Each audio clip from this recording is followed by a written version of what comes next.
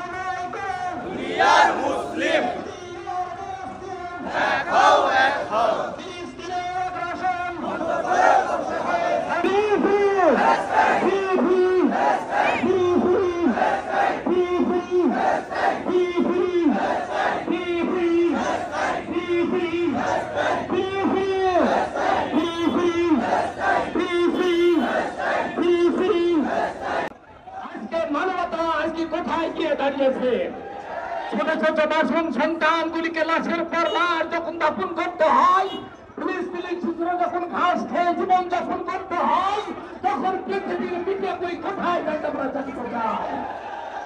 বাংলাদেশ জামাত ইসলামী আজকে সারা বাংলাদেশে সমাবেশের মধ্যে আমরা প্রতিবাদ জানাতে চাই।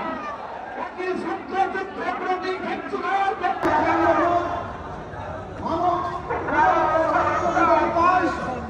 তারা মানবতা বিরোধী, অথচ এটা ভুল প্রমাণিত হচ্ছে বারবার।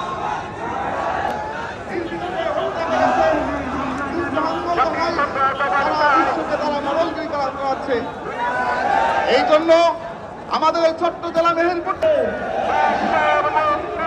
আমার মুসলিম ভাইয়েরা,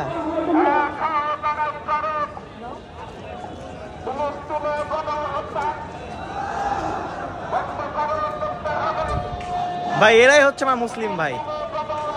আমি গর্বিত যে আমি মুসলিম।